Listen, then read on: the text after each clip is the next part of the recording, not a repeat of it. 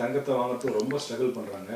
அவங்க ஈஸியாக தங்கம் வாங்கணும், கல்யாணத்துக்கோ இல்லை ஒரு சேவிங்ஸாவோ வாங்கணும்னா ஒரு ஈஸி மெத்தட் இப்படிலாம் சிறுக சிறுக சேமிச்சா நீங்கள் தங்கத்தை வாங்கணும் ஒரு நல்ல மெத்தட் சொல்லி கொடுங்க. அதாவது ஒன்றுமே இல்லைங்க, ரொம்ப சிம்பிளான விஷயம்.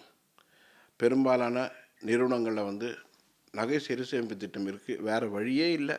அதில் தான் மாதம் 4000மோ 5000மோ 10,000மோ போட்டு சேமிச்சுட்டு வரணும். அதன் மூலமாக சிறு சிறு சேர்த்து ஒரு பொருளாக வாங்குறது தான் சிறந்தது. இதை விட பாதுகாப்பான ஒரு விஷயமாகவோ அல்லது நல்ல விஷயமாகவோ சொல்லணும்னா சொல்ல முடியாது. ஏன்னா இது வந்து சின்ன சின்னதாக ஒரு அமௌண்ட் சேர்ந்துட்டே வரும். பார்த்தீங்கன்னா ஒரு தொகை சேர்ந்துட்டே வரும். ஒரு வருஷத்தில் பார்த்தீங்கன்னா ஒரு 5000 போட்டிங்கன்னா 55,000 11 மாதத்தில் கட்டுவீங்க. 5,000 அந்த கடை நிறுவனங்களே போனஸாக கொடுத்துருவாங்க. ஸோ 60,000 நீங்கள் ஒரு பொருள் எடுக்கலாம். இன்னொரு 10,000 மேலே போட்டு ஒரு சவரனுக்கு காயினாக வாங்கிறது நல்லது. இதுதான் பெஸ்ட்டு. சார், இப்போ பெரும்பாலும் நீங்கள் சொல்கிறபடி தான் வந்து தங்கம் விலை தொடர்ச்சியாக உயர்ந்துட்டு இருக்கு. நீங்கள் பல பேட்டிகள் உங்ககிட்ட நாங்கள் கண்டிருக்கோம். நீங்கள் சொல்கிறது 99% அப்படியே நடந்துருது. அப்போ தங்கம் விலை எப்போ குறையறதுக்கு வாய்ப்பு இருக்குது சார்? மக்களுக்கு ஒரு இனிய செய்தி ஏதாவது சொல்லுங்கள். அதாவது இப்படி சொல்லலாம், அது ஒரு 90,000 95,000 இல்லை 1,00,000 போய் தொடும்போது ஒரு சின்ன கரெக்ஷன் வரும். எப்போவுமே எல்லாத்துக்கும் ஒரு ஒரு ஒரு பிரேக் வந்து மறுபடியும் அங்கேருந்து அதோடைய பயணத்தை தொடங்கும். கடந்த கால தங்கத்துடைய விலையினுடைய சரித்திரத்தை எடுத்து பார்க்கும்போது அது தெரியும். ஒரு தொடர்ந்து தங்கம் விலை உயரும், போன அப்புறம் ஒரு சின்ன பிரேக் ஆகி மறுபடியும் அங்கேருந்து அதனுடைய பயணத்தை தொடர்ந்து மீண்டும் வேகமாக போகும்.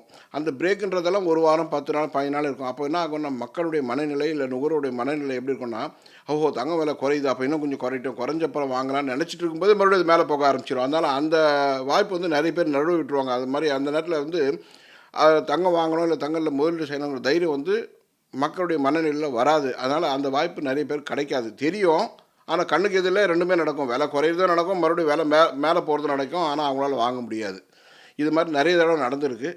இப்போவும் சொல்கிறேன், தங்கம் விலை இப்போ தொடர்ந்து உயர்ந்து கொண்டு வந்தாலும் ஒரு சின்ன பிரேக் வரும். அந்த பிரேக்கில் வந்துட்டு தைரியமாக வாங்கிடுங்க, மீண்டும் வந்து விலை சீக்கிரமாக மேலே போயிடும்.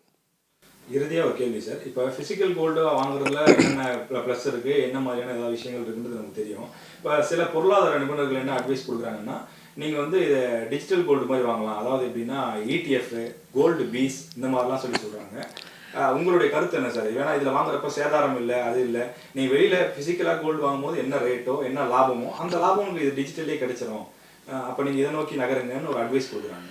இந்தியாவை பொறுத்தவரை, இந்திய மக்களுடைய பொறுத்தவரை அவருடைய எண்ணங்கள் எல்லாமே ஃபிசிக்கலில் தான் அவங்களோட ஆர்வம். அதாவது ஒரு பொருளை வந்து கண்ணால் பார்க்கணுங்கிறது தான் அவங்களுடைய எண்ணமே தவிர, அப்படியெல்லாம் இருந்துகிட்டு இருந்ததுன்னா அவங்க வந்துட்டு தங்கத்தையும் முதல்ல செய்ய மாட்டாங்களோ, ஷேரில் போய் முதல்ல செய்வாங்க. ஷேருங்கிறது அவங்களுக்கு தெரியவே தெரியாது. அது வந்து கண்ணிலே தெரியாது, லாபம் வந்தாலும் தெரியாது, நஷ்டம் ஆனாலும் தெரியாது. அதனால் அதில் வந்து தைரியம் இல்லை முதலீடு செய்கிறதுக்கு.